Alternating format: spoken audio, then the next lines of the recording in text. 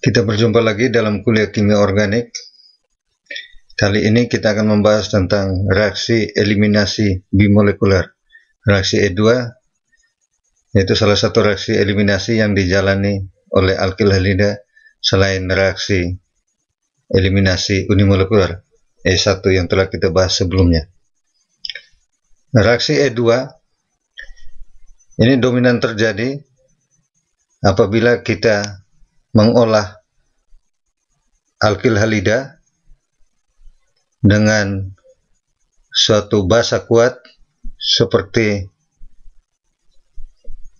ion hidroksida atau ion alkoksida.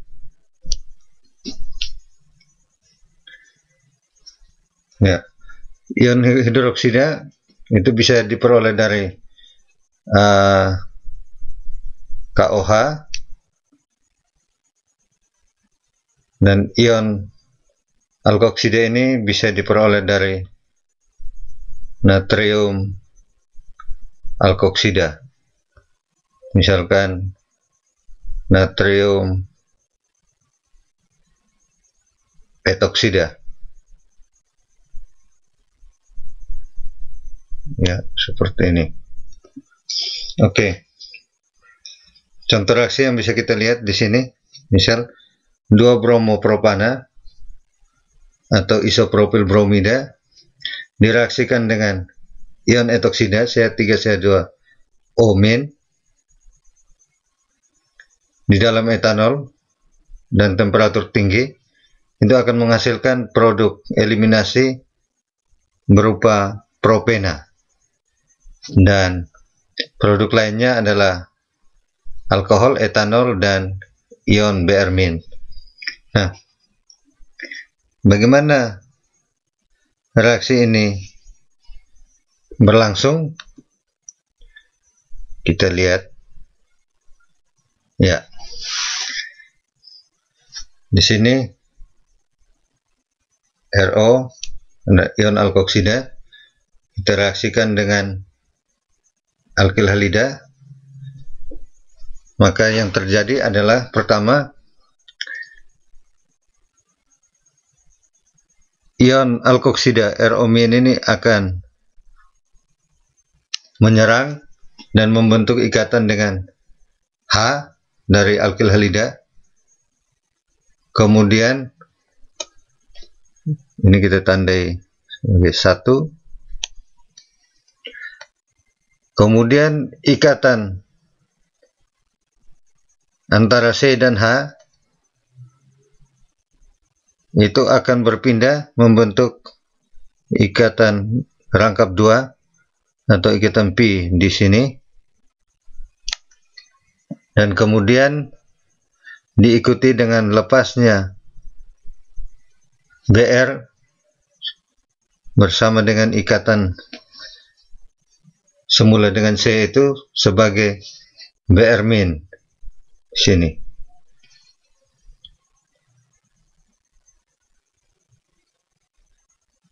H+ yang direbut oleh RO- itu akan menjadi ROH. Kemudian produk utama yang terbentuk adalah alkena, yaitu propena. Seperti itu. Oke.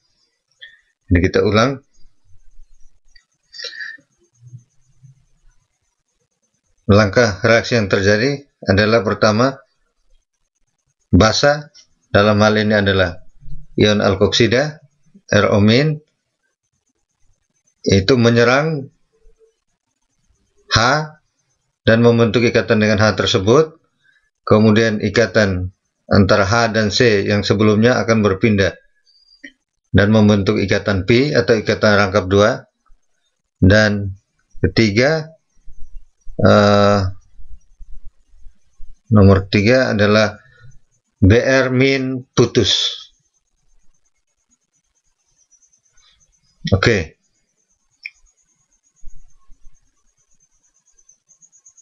Ya, reaksi seperti di atas, reaksi E2 di atas, itu terjadi secara serempak atau konsertit. Artinya mekanisme reaksinya tidak melewati suatu saat antara karbokation sebagaimana pada pembahasan tentang reaksi E1 sebelumnya. Jadi di sini reaksi E2 itu terjadi secara serempak atau concerted. Ini hampir sama dengan SN2. Oke. Nah, karena reaksinya terjadi secara serempak atau concerted, berarti reaksinya hanya berlangsung satu tahap. Jadi penomoran tadi 1, 2, 3 itu bukan tahap 1, tahap 2, tahap 3, tetapi itu adalah kejadian yang terjadi secara berurutan dalam satu tahap saja. Ya. Nah, kita lihat karena dia satu tahap saja, maka reaksi itu hanya melewati suatu keadaan transisi. Nah, keadaan transisi untuk reaksi E2 adalah seperti digambarkan di sini. Ini molekul transisinya. Itu RO min waktu menyerang H, dia mulai membentuk ikatan. Jadi ini ikatan antara O dengan H ini mulai terbentuk. Oke. Pada saat yang bersamaan, ikatan antara H dengan C ini mulai putus. Ya. Kemudian calon ikatan P yang garis putus-putus ini mulai terbentuk juga.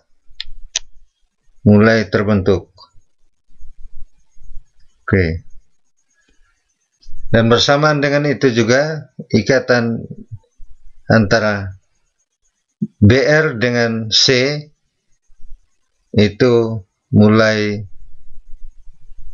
putus. Oke. Nah, semua kejadian itu terjadi secara serempak. Dan RO kemudian akan bergabung dengan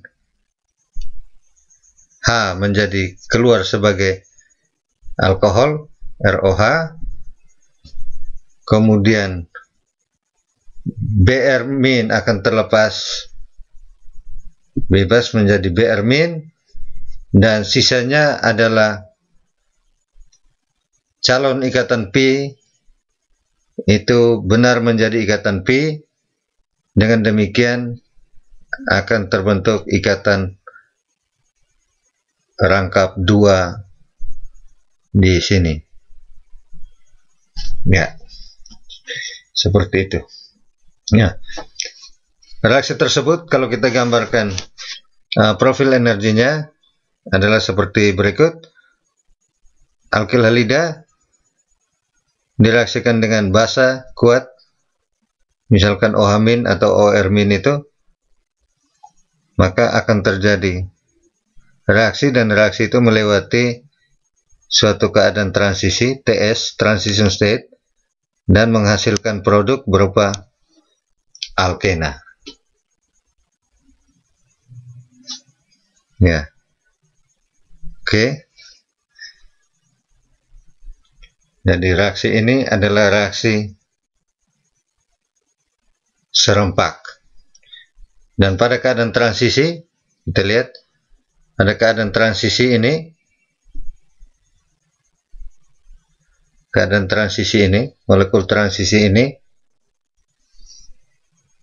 yang terlibat dalam keadaan transisi ini adalah kedua molekul itu, atau kedua pereaksi itu, yaitu RX atau alkil halida dan basanya. Oke. Nah, bagaimana dengan laju reaksi E2? Untuk alkil halida primer, sekunder, tersier, laju reaksi E2 itu sama dengan E1, di mana alkil halida tersier lebih cepat daripada alkil halida sekunder, dan alkil halida primer itu paling lambat. Bahkan alkil halida primer ini bila diolah dengan basa kuat seperti OH- dan OR- itu alkil halida primer ini lebih cenderung untuk menjalani reaksi SN2, reaksi substitusi, bukan reaksi eliminasi, sehingga produknya lebih banyak produk substitusi, sedangkan produk eliminasi itu sedikit sekali. Ya. Oke. Karena itu kalau kita gambarkan ke profil energi itu, kita bisa gambarkan ini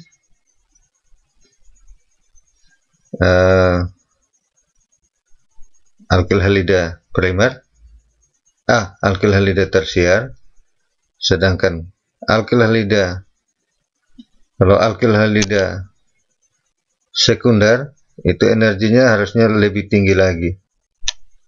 Ya. Ini alkil halida sekunder. Dan kalau alkil halida primer juga bisa bereaksi, maka energinya lebih tinggi lagi. Jadi energi aktivasinya lebih tinggi lagi. Reaksi yang energi aktivasinya itu tinggi, itu jelas akan berjalan dengan kecepatan yang lambat. Sebaliknya, reaksi dengan energi aktivasi yang rendah itu akan berjalan lebih cepat. Oke, jelas? Ya, kita lanjut. Di sini. Oke. Reaksi E2 dan E1 itu biasa dikenal sebagai reaksi eliminasi beta. Itu istilah yang merujuk kepada hidrogen mana yang dibuang di dalam reaksi eliminasi itu. Nah, hidrogen eliminasi beta itu berarti hidrogen yang dibuang adalah hidrogen beta. Ya, apa itu hidrogen beta? Atau yang mana yang disebut dengan hidrogen beta? Oke, dalam satu molekul organik, atom C yang mengikat gugus fungsi utama, itu disebut dengan C alfa. Sedangkan atom C berikutnya yang berdampingan dengan C alfa itu kita sebut dengan C beta. Kemudian di sebelah C beta kita namakan dengan C gamma, dan seterusnya berhubungan sesuai dengan urutan abjad Yunani. Oke. Nah, hidrogen yang terikat pada atom C alfa itu kita namakan dengan hidrogen alfa. Dan hidrogen yang terikat pada C beta kita namakan sebagai hidrogen beta. Ya. Untuk jelasnya kita lihat di contoh berikut. Nah, kita lihat di molekul-molekul berikut ini. Oke. Kita lihat di sini C ini adalah C alfa. Oke. Kemudian C ini dan C ini adalah C beta. Ya, ini C beta. Oke. Hidrogen ini adalah hidrogen yang terikat langsung pada atom C alfa. Oh ya, sebelum C ini disebut dengan C alfa karena dia memegang gugus fungsi utama ini, Br. Oke, nah kita kembali. Atom hidrogen yang ini, dia terikat langsung pada atom C alfa ini.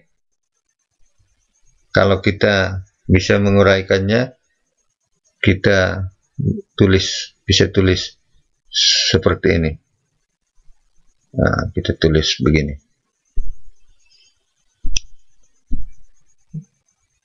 Ini H. Ya. Nah, hidrogen ini adalah hidrogen alfa. Oke. Dari molekul ini kita lihat ini C beta, ini C beta. Dengan demikian tiga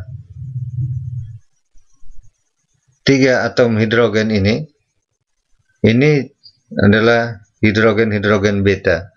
3 atom hidrogen yang di sini juga adalah hidrogen beta. Oke. Nah, kita lihat molekul yang kedua di sini. Di sini ada CH3, CH3, CH3. Itu semua C-nya itu adalah beta. Oke. C alfanya adalah ini. Ini adalah C alfa. Ya, kita lihat di sini di C alfa ini tidak ada hidrogen lagi. Artinya di dalam senyawa ini, molekul ini kalau kita namakan tersier, ini tersier butil bromida. Tersier butil bromida ini tidak ada lagi hidrogen alfa karena atom C alfanya tidak memegang lagi hidrogen. Yang ada adalah hidrogen beta di sini, ini, dan di sini. Nah, hidrogen beta ini tipenya sama semua, yaitu hidrogen beta dari gugus metil yang terikat langsung pada C alfa itu. Yang di sini tadi juga hidrogen beta yang ada di dua gugus ini itu sama, tipenya sama, karena berasal dari atom C beta dan sama-sama CH3. Ya. Oke. Kita lihat contoh ketiga. Ini kita lihat di sini ada dua atom C, di sini satu, di sini satu.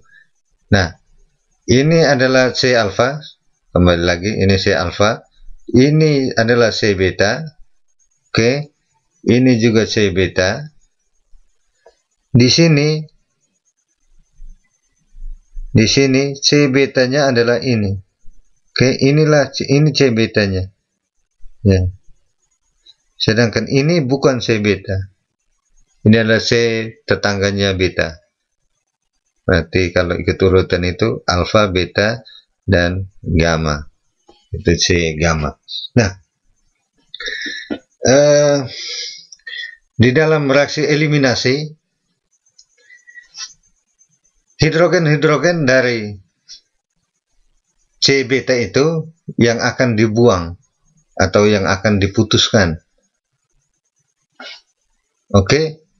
Nah, untuk alkil-alkil halida yang mempunyai hidrogen beta dengan tipe yang sama seperti dalam contoh ini dan contoh ini hidrogen betanya punya tipe yang sama semua, yaitu berasal dari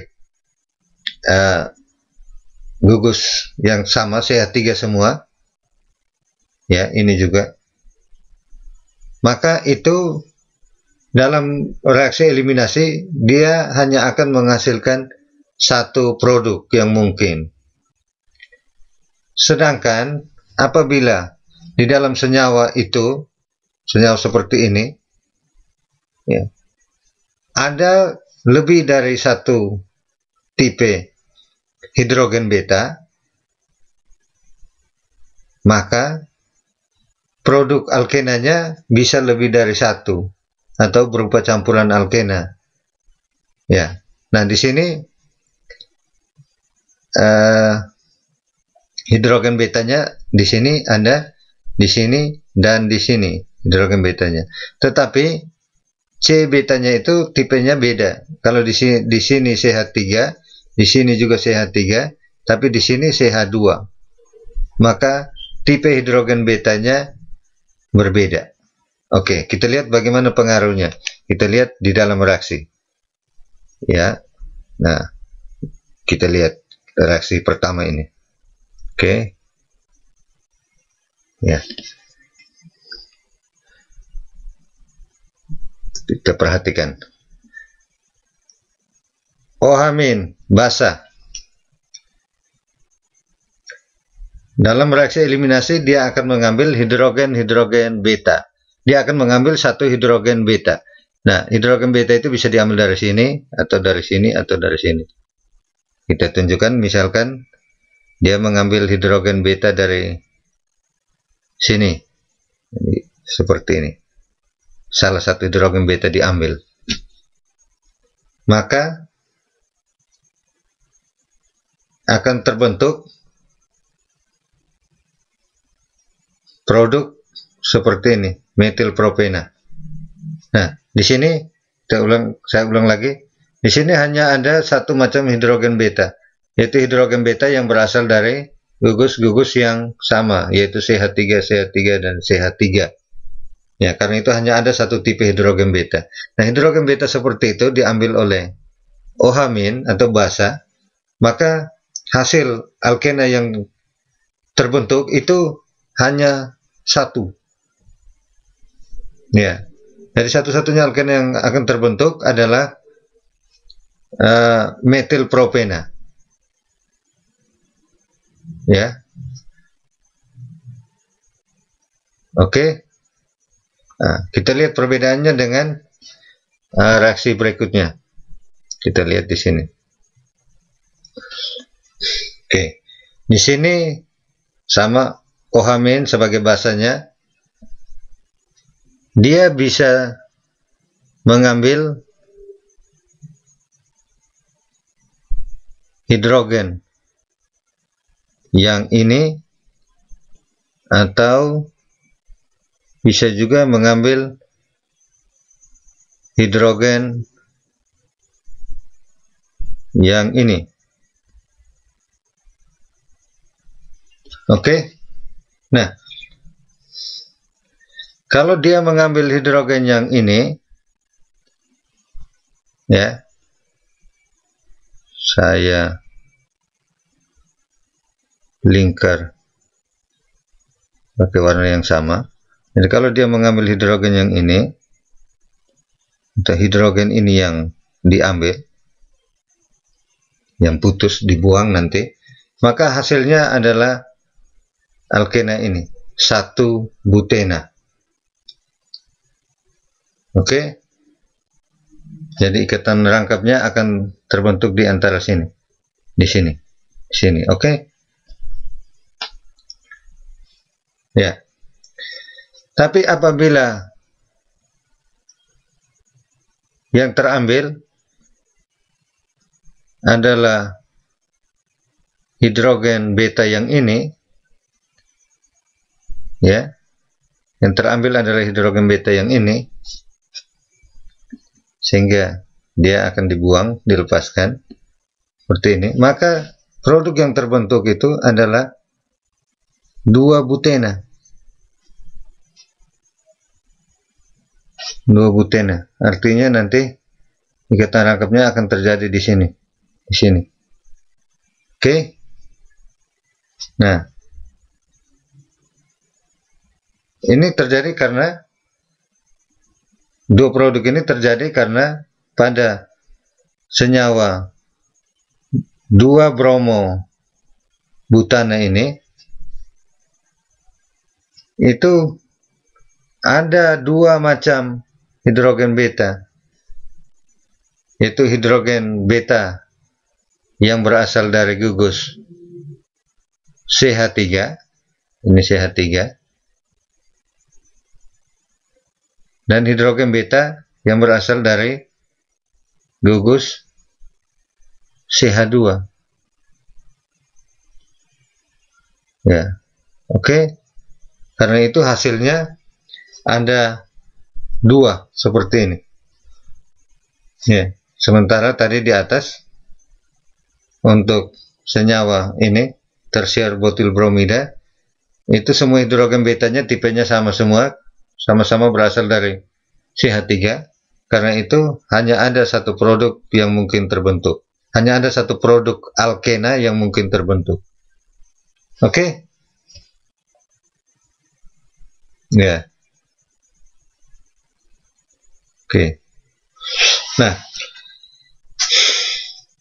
dalam hal mana kalau satu alkil halida bereaksi eliminasi bisa membentuk lebih dari satu produk alkena, itu adalah di situ ada hal yang menarik, yaitu apakah kita dapat memperkirakan produk mana yang paling banyak terbentuk. Nah, seorang kimiawan dari Rusia, yaitu Alexander Zaitsev pada tahun 1875 itu dia mengajukan ini Zaitsev,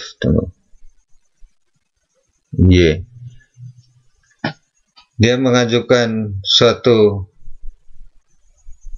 aturan atau pernyataan yang kemudian dikenal sebagai aturan Zaitsev, yaitu seperti ini. Dalam suatu reaksi eliminasi, alkena yang memiliki gugus alkil terbanyak pada atom C ikatan rangkapnya akan terdapat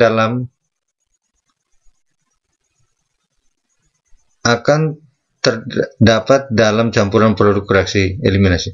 Dalam suatu reaksi eliminasi, alkena yang memiliki gugus alkil terbanyak pada atom-atom C ikatan rangkapnya akan terdapat dalam jumlah yang paling banyak, ini lengkap, jumlah yang paling banyak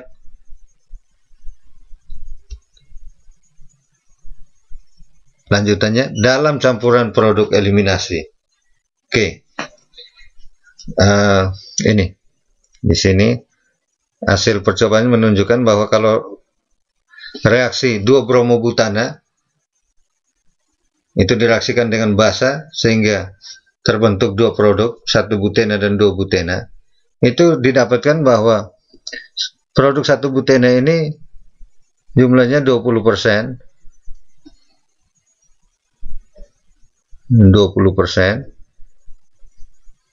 sementara jumlah terbanyak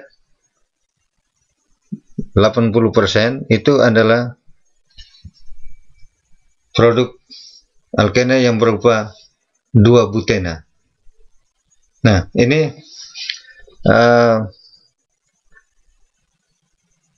berhubungan dengan kestabilan. Produk mana yang paling stabil, dia yang akan ada dalam jumlah paling banyak. Nah, dari angka-angka ini berarti kita simpulkan bahwa 2 butena itu lebih stabil, ya. Sedangkan 1 butena itu kurang stabil, produk itu kurang stabil, ya. stabil dan kurang stabil.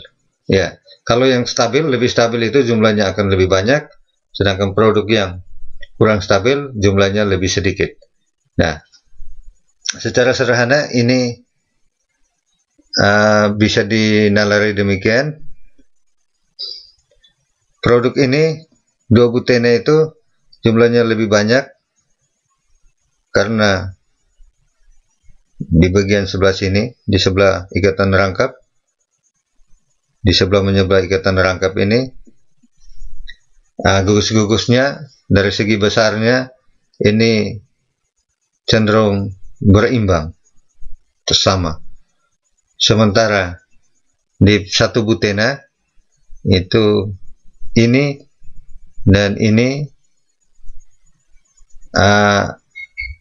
perbandingannya terlalu jauh berbeda.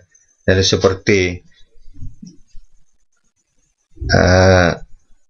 alat jingkat jangkit itu, alat ya yang itu dipakai oleh anak-anak untuk bermain seimbang atau tidak itu, ya. Maka kalau anak yang badannya lebih berat itu akan membuat alat ini menjadi seperti ini. Ya, itu boleh dibilang tidak stabil. Sedangkan kalau sama berat, maka dia akan setimbang seperti ini. Itu lebih stabil. Ya. Sederhananya seperti itu. Oke, kita lihat selanjutnya. Nah, kita lihat selanjutnya.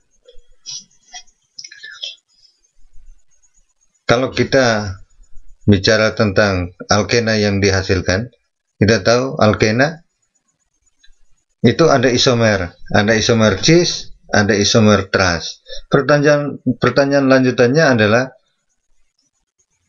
kalau terbentuk isomer cis dan trans, kira-kira mana yang jumlahnya lebih banyak lagi? Ya, kita lihat kasus di bawah ini. Suatu reaksi eliminasi dari 2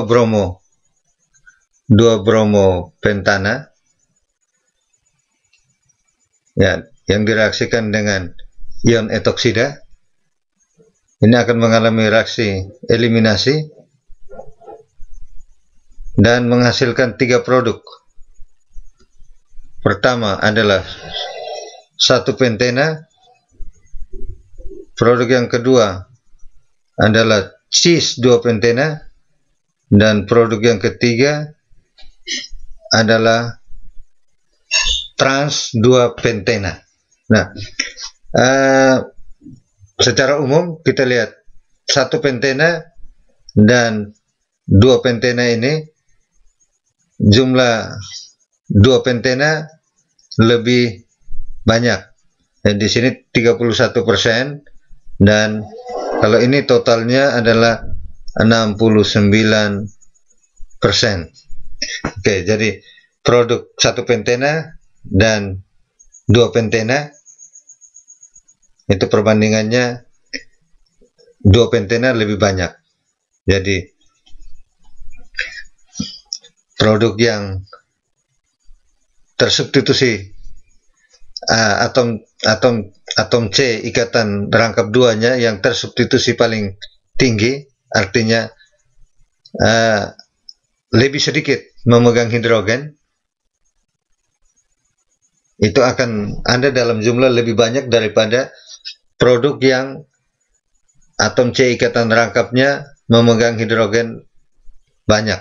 Nah, di sini ada 2 di sini. Sedangkan yang di sini cuma ini 1, ini 1. Yang di sini C ini memegang 1H, C ini memegang 1H. Ya, kalau dibandingkan dengan 1 pentena, C ini memegang 1H, ya, tapi C ini memegang 2H. Yang produk seperti ini kita bilang alkena yang kurang tersubstitusi, ya. Sedangkan produk yang seperti ini kita bilang produk yang tersubstitusi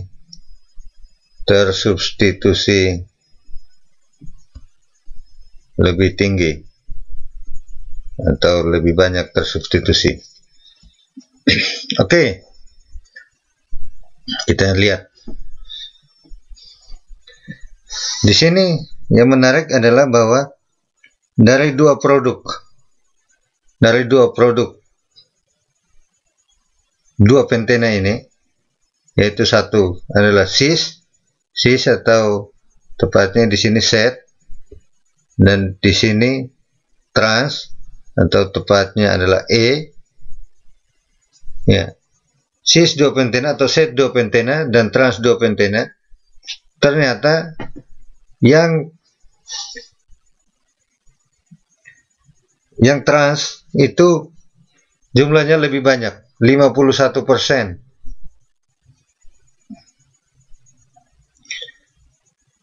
Hampir 3 kali lipat dari cis 2 pentena. Nah, pertanyaannya, ini kenapa bisa terjadi seperti ini? Atau sebelumnya kita bilang, oh, dari jumlah produk yang dihasilkan ini, berarti trans 2 pentena ini lebih stabil dibanding cis 2 pentena. Oke? Nah, dari mana kestabilan itu bisa didapatkan? Ya, kita lihat sederhananya seperti ini. Kalau kita gambar, kita gambarkan pakai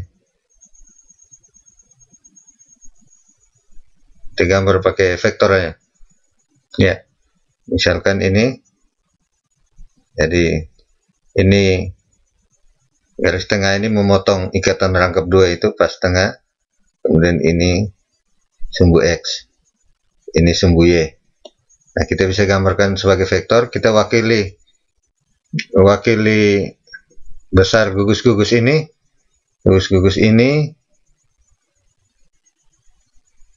kita pakai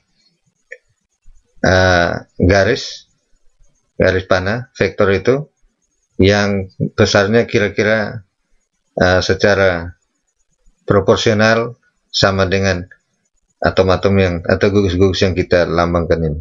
Ya, kita lihat H yang di sini kita gambarkan seperti ini. Oke. H yang ini kita gambarkan seperti ini. Dia sama panjang dengan H di sini. H yang ini. Kemudian yang ke atas itu, di sini ada CH3, tentu lebih besar sedikit dari H itu.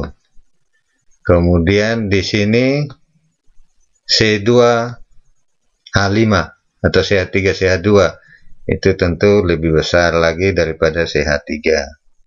Oke, seperti ini. Nah, kalau kita cari resultannya, seperti ini. Ini kita dapat seperti ini.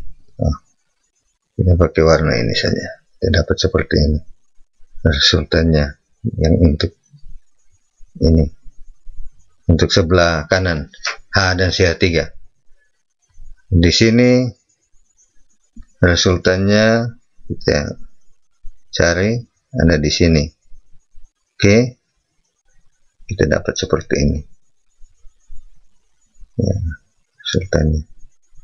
Nah, kedua resultan ini kemudian kita cari lagi resultan akhirnya. Resultan akhirnya itu kita akan ketemu tentunya di sini. Ini seperti ini.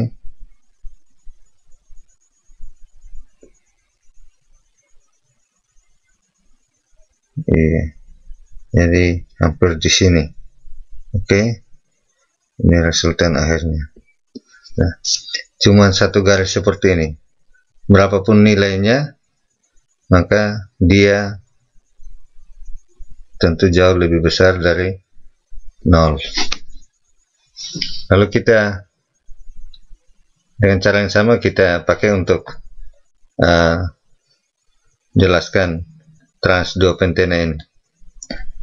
Oke, ini seperti ini. Kita gambarkan. Ini garis sumbu Y yang memotong tepat di tengah ikatan rangkap 2 ini. Kemudian ini sumbu X, kita tarik sepanjang ini. Oke. Nah, seperti itu. Kemudian ini kita gambar kecil saja karena ini hidrogen di sini. Oke. Kemudian ini CH3, kita gambar di sini. Ya. Kemudian ini adalah H, kita gambar kecil ke sini. Ini CH3 CH2, itu kita gambar jauh lebih besar ke sini. Oke, kalau kita cari resultan dari dua vektor ini dapat di sini. Kita pakai warna ini saja. Kita dapat di sini. Oke. Sedangkan yang sebelah ini cari resultannya kita akan dapatkan di sini. Kita pakai ini juga. Kita pakai ini. Oke. Di sini benar-benar bertolak belakang, sudutnya 180. Nah, ini H dan CH3, resultannya sekitar di sini. Kemudian ini H dan C2H5, C2H5 atau CH3 CH2 di sini. Oke. Nah, resultannya membentuk garis lurus seperti ini, tetapi arahnya berlawanan. Nah, kita lihat secara proporsional CH3 dan H akan membentuk resultan yang lebih pendek daripada C2H5 dan H. Karena itu dan mereka bertolak belakang atau berarah saling menjauh, dan titik pusat 0 ini berarti ini resultannya boleh dibilang lebih besar tetapi mendekati 0. Ya. Nah, yang seperti ini yang resultannya lebih kecil mendekati 0 itu lebih stabil. Sedangkan ini yang resultannya besar, ini kurang stabil. Ya, karena itu wajar bahwa dari dua isomer ini, cis atau set 2 pentena dan trans atau E 2 pentena, itu kelimpahannya untuk yang trans atau E itu lebih besar, 51%, sedangkan yang cis atau set itu hanya sepertiga kalinya, sekitar 18% itu. Oke, kiranya sampai di sini jelas. Ya. Nah, kita lihat lagi berikutnya. Ternyata orang mendapatkan bahwa dari beberapa percobaan ditemukan kenyataan bahwa pada kasus tertentu dalam reaksi eliminasi itu ternyata produk alkena yang kurang tersubstitusi atau kurang stabil, justru ada dalam jumlah yang lebih melimpah dari produk yang lebih stabil atau yang tersubstitusi lebih tinggi itu. Nah, kenyataan yang berbeda ini dikenal sebagai produk Hofmann. Produk Hofmann. Produk Hofmann ini dengan demikian jelas dia benar-benar terbalik dari aturan Zaitsev ya. Ya. Nah, penjelasan yang bisa diberikan dari apa yang dinamakan dengan produk Hofmann ini adalah bahwa pada kasus-kasus tertentu itu rintangan sterik dari molekul alkil halida dan basanya itu ternyata sangat berpengaruh. Nah, rintangan sterik itu atau steric hindrance itu ya, itu bisa disebabkan karena ukuran basa yang menyerang itu bisa terlalu besar, bisa menyebabkan kesulitan untuk merebut hidrogen yang seharusnya jadi target. Ya. Kemudian bisa juga karena gugus-gugus yang mengelilingi gugus pergi, misalkan contoh yang tadi alkil halida dengan halidanya adalah Br, gugus pergi itu Br, itu gugus-gugus di sekitar Br itu besar atau meruah atau rimbun, bulky. Nah, itu bisa menyebabkan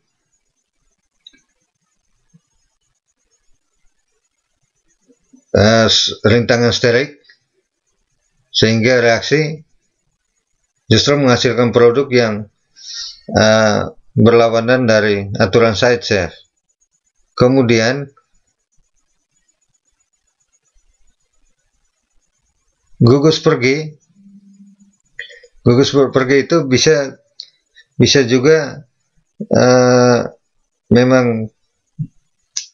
ukurannya memang besar atau meruah. Nah, itu bisa membuat reaksi itu juga akan berjalan tidak sesuai dengan yang diramalkan menurut aturan Zaitsev. Dia akan mencari cara lain dan hasilnya berupa produk Hofmann. Nah, kita lihat contoh yang ditampilkan di sini. Oke, misalkan 2-bromobutana. 2-bromobutana ini. Oke. Ini kalau direaksikan dengan CH3 CH2O ion etoksida, ini ion ini kecil.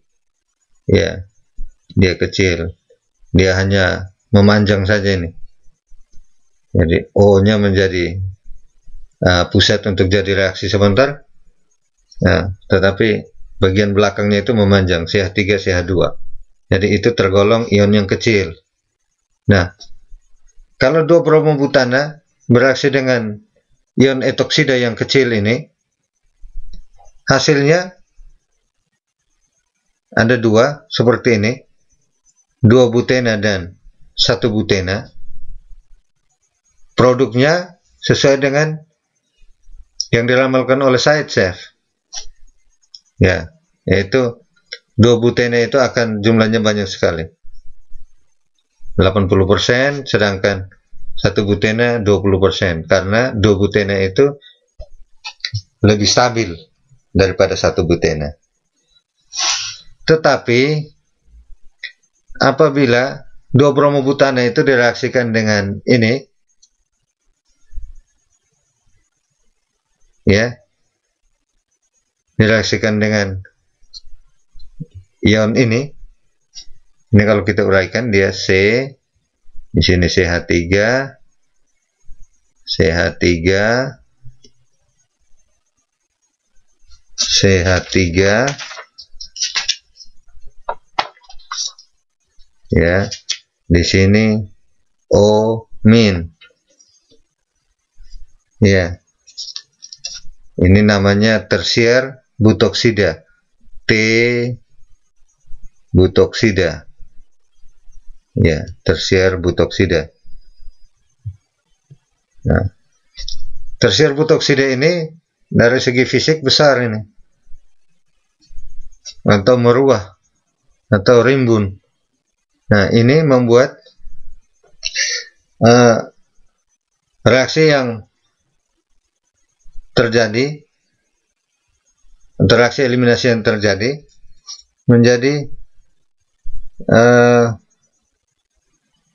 menjadi sulit, dan produk yang dihasilkan tetap dua seperti di atas, tetapi di sini kita lihat bahwa 2-butena ini presentasinya menurun. Kalau di atas ion alkoxidanya, etoksida itu kecil, presentasi hasilnya itu 80%, sedangkan di sini kalau 2 bromobutanat reaksi yang sama, alkilida yang sama, direaksikan dengan ion yang besar ini, tersier butoksida ini ya, tersier butoksida, ternyata hasilnya menurun dibandingkan dengan 2-butena yang didapatkan dari reaksi antara bromobutana dan ion etoksida yang kecil di atas ya. Dan di sini 1-butena presentasinya naik menjadi 50%, sementara di atas cuma 20%. Oke, ini menunjukkan bahwa kalau basanya ukuran semakin besar, maka bisa terbentuk produk Hofmann, yaitu produk yang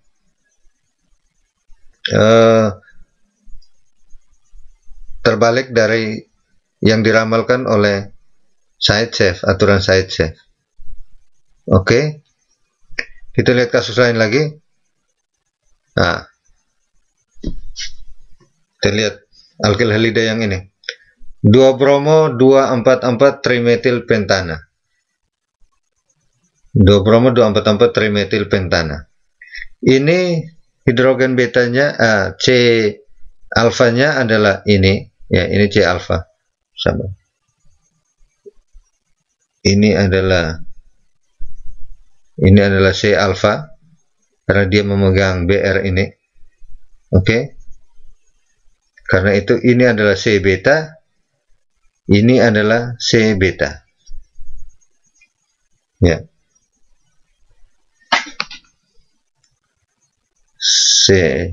Ini C beta dan C beta.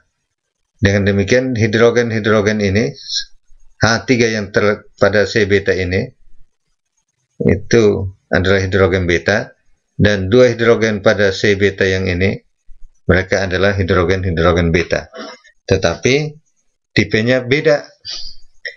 3H ini hidrogen beta dari CH3, 2H ini adalah hidrogen beta dari CH2. Oke, kita lihat reaksinya. Dalam reaksinya didapatkan bahwa ternyata 2-bromo 2,4,4 trimetil pentana ini kalau direaksikan dengan basa, ion etoksida ini yang di atas dikatakan ukurannya kecil itu, ternyata dia menghasilkan 2,4,4 trimetil pentena. Artinya hidrogen beta yang dilepaskan atau dibuang dalam reaksi eliminasi itu adalah satu hidrogen beta yang dari CH3 ini, bukan dari CH2 ini. Bagaimana hal itu bisa terjadi? Penjelasannya seperti ini. Nah, kita lihat penjelasannya begini. Oke. Ya. Basa ini mempunyai peluang untuk merebut hidrogen itu dari atom-atom C beta. Artinya hidrogen ini bisa diambil atau hidrogen ini bisa diambil. Oke? Nah, untuk senyawa yang struktur molekulnya seperti ini, hidrogen-hidrogen dari C beta yang ada di dalam ini tertutup atau terlindungi oleh gugus-gugus yang rimbun di sekitar dia itu. Ya, ada gugus ini. Oke. Ada gugus ini. Ada gugus ini. Ada gugus ini. Itu menyulitkan basa untuk mengambil salah satu hidrogen dari C beta yang ada di tengah ini, CH2 ini. Karena itu, reaksi itu sulit berlangsung. Reaksi di mana hidrogen yang di tengah ini yang akan diambil dari C beta itu yang akan diambil, itu sulit berlangsung. Sebagai gantinya, basa ini lebih mudah mengambil hidrogen beta dari C beta yang ini. Dari C beta yang ini ada hidrogen ini posisinya sangat terbuka untuk diambil. Nah, karena ini yang lebih mudah terambil, maka produk yang dihasilkan adalah produk yang sebenarnya kurang stabil. Kita lihat ini kecil dibandingkan dengan ini, itu sebenarnya sangat tidak stabil. Tetapi produk inilah yang terbentuk. Produk inilah yang terbentuk karena hidrogen beta yang terambil itu lebih gampang terambil dari CH3 yang terbuka ini daripada CH2 yang terjepit di dalam ini. Oke? Itu tentu menjadi satu yang menarik dan jelas buat kita untuk difaham. Oke, kita lihat selanjutnya sini. Ya. Nah, berikut ini adalah tugas. Silakan mengerjakan tugas ini. Ada 4 nomor tugas. Silakan dikerjakan. Nanti pertemuan berikut kita akan membahasnya. Silakan kerjakan dengan baik tugas-tugas ini. Bacalah buku-buku referensi yang dipakai. Pelajari kembali apa yang telah kita kuliahkan ini. Terima kasih.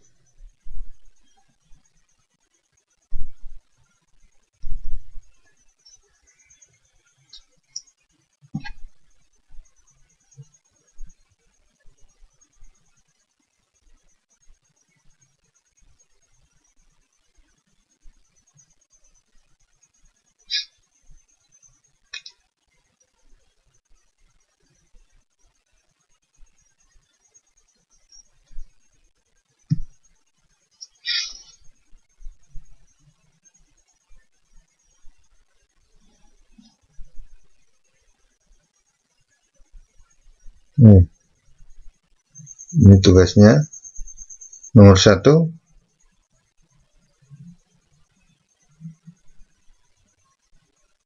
Nomor 2, 3.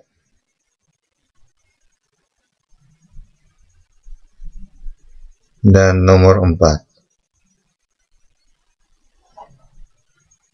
Oke. Demikian kuliah kita pada kesempatan kali ini. Terima kasih banyak untuk perhatiannya.